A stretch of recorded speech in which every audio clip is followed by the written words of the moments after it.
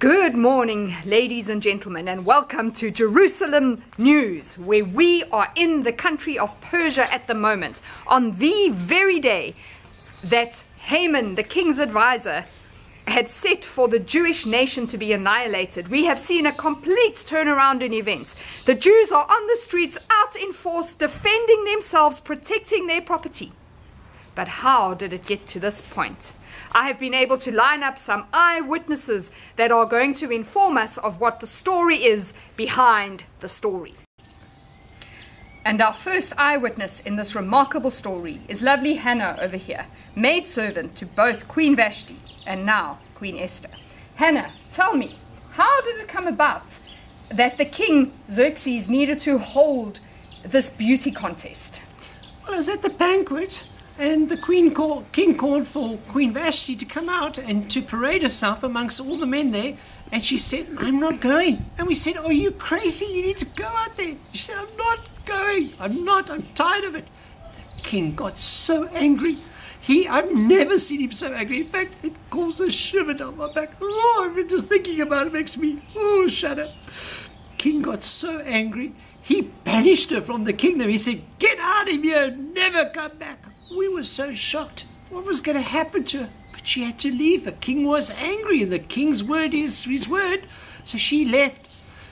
And as time went by, the poor king got really, really lonely again. He wished that he could have a queen.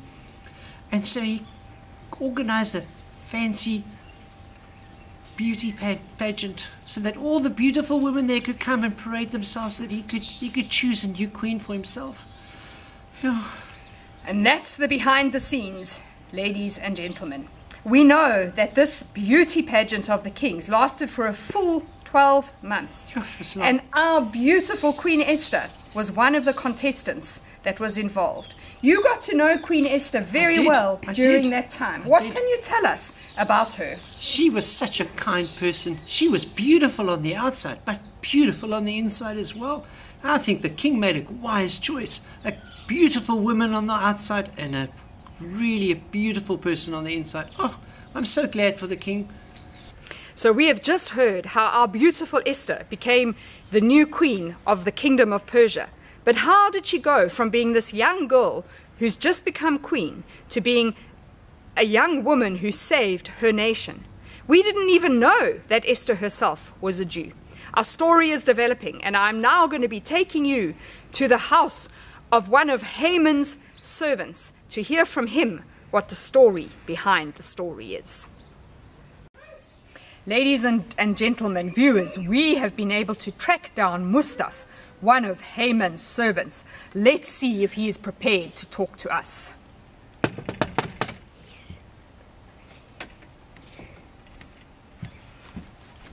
Yeah, what do you want? What do you want? I am Rebecca Rubin, news reporter for Jerusalem News. I've heard of them. I believe you were a servant to Haman. That's true. What do you want to know, lady? What can you tell me about Haman's position and what led to his downfall? He was a very powerful man. Very, very powerful. In fact, he was so powerful, people used to bow down before him. He even wore the king's signature ring. He's a very powerful man, that. Sure. So what was it that led to his downfall? Can you tell us? He hated the Jews. Hated them. Wanted them all dead. He was an Amalekite. And the Amalekites hated the Jews. And just like the Amalekites hated the Jews, so he hated the Jews. He wanted them all dead. And I believe that Haman had an edict passed which stated that on the 13th day of the 12th month, all the Jews were to be destroyed and their property to be plundered. Is this true? It's true. I can confirm it is true.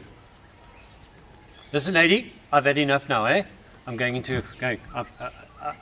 don't ask me any more questions. I'm not interested. Well, viewers, that's it. From Mustaf, the servant of Haman.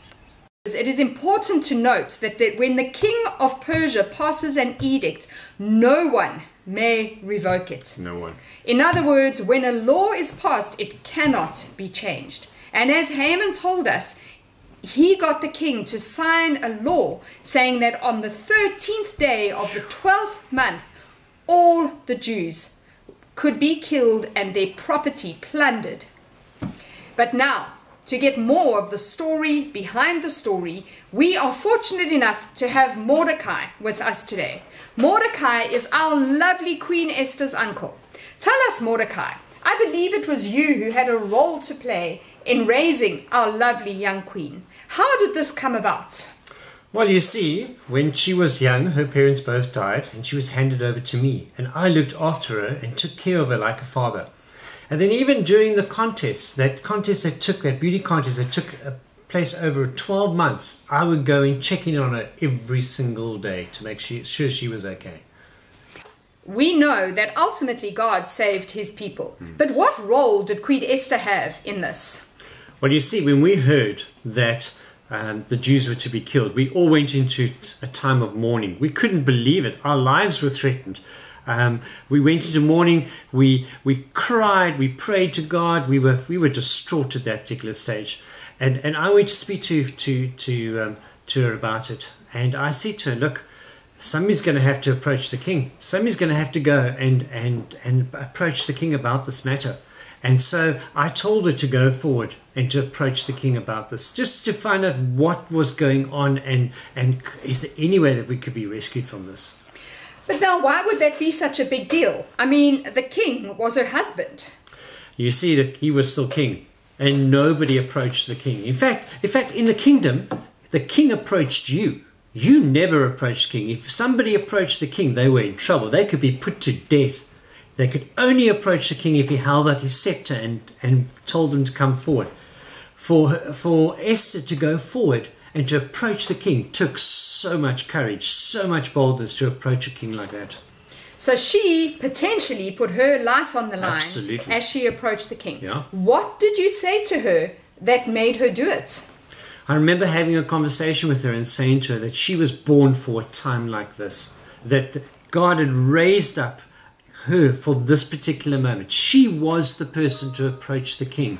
And so she went forth in God's strength and boldness and did that. It was an incredible act of bravery, but she was born for a time like this.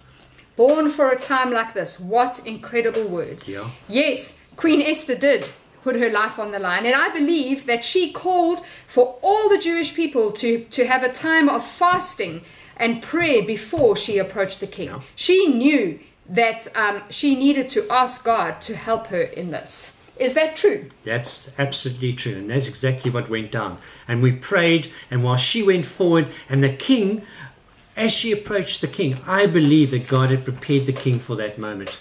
And as she approached the king, his heart was softened, and he allowed her to speak. He allowed her to speak without killing her. And she was able to defend and stand up for the Jewish nation, which makes her a hero of the faith. Right. Now, Mordecai, I believe that when Queen Esther actually approached the king for the first time, she asked for a dinner to be held, a dinner between the king, herself, and Haman.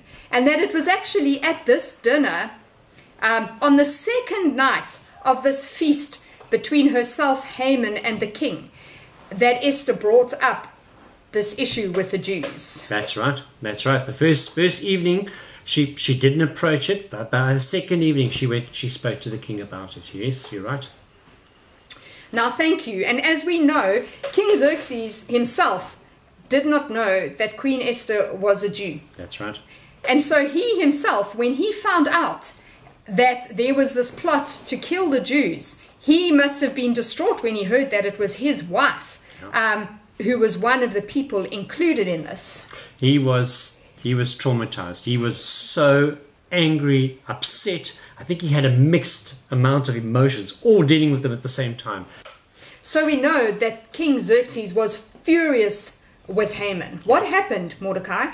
Well, he ordered that Haman be killed, that Haman be hung because of that. He was so angry. But at the same time, he couldn't change the law. So the king decided to make a new law. Did you hear about the new law? Well, I believe the new law is one of the reasons that the Jews are there defending themselves today. That's what right. exactly was this new law? Well, he didn't change the original law. All he did was he added a new law that said that if the Jewish people were attacked, they could defend themselves.